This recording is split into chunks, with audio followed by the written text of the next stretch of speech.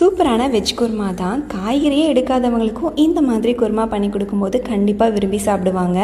இட்லி, தோசை, ஆப்பம், இடியாப்பத்துக்கெலாம் ரொம்ப சூப்பராக இருக்கும். எப்படி பண்ணலான்னு பார்க்கலாமா? கடாயில் கொஞ்சமாக எண்ணெய் சேர்த்துட்டு பட்டை, லவங்கம், ஏலக்காய், சோம்பு, சின்ன வெங்காயம் சேர்த்துக்கோங்க. சின்ன வெங்காயத்துக்கு பதிலாக நீங்கள் பெரிய வெங்காயம் சேர்த்துக்கலாம். 2 தக்காளி, மஞ்சள் பொடி, மிளகா பொடி, மல்லிப்பொடி சேர்த்துக்கோங்க. 4-5 முந்திரி பருப்பு, தேங்காய் சேர்த்துட்டு நல்லா 5 நிமிஷம் வதக்கிட்டு நல்லா ஆறினதுக்கப்புறம் மிக்சர் ஜாரில் மாற்றிட்டு மையாக அரைச்சிக்கோங்க. குக்கரில் 2 டேபிள் ஸ்பூன் அளவுக்கு எண்ணெய் சேர்த்துட்டு பாதி சைஸ் வெங்காயம், பச்சை மிளகா, இஞ்சி பூண்டு பேஸ்ட்டு, புதினா சேர்த்து நல்லா வதக்கிக்கோங்க. உங்களுக்கு பிடிச்ச வெஜ்ஜீஸ்லாம் சேர்த்துக்கோங்க. நான் கேரட்டு, பீன்ஸு, பீட்ரூட் சேர்த்துருக்கேன்.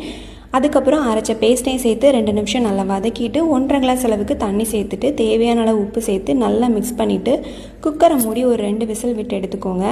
அதுக்கப்புறம் கொத்தமல்லி தூவிட்டு நல்லா மிக்ஸ் பண்ணிவிட்டு நீங்கள் சர்வ் பண்ணிங்கன்னா ஒரு சூப்பரான குருமா ரெடி. நான் இதை ஆப்பத்துக்கு தான் சர்வ் பண்ண போகிறேன். டேஸ்ட்டு ரொம்ப அல்டிமேட்டாக இருக்கும். கண்டிப்பாக வீடியோ சேவ் பண்ணி வச்சுட்டு ட்ரை பண்ணி பாருங்கள்.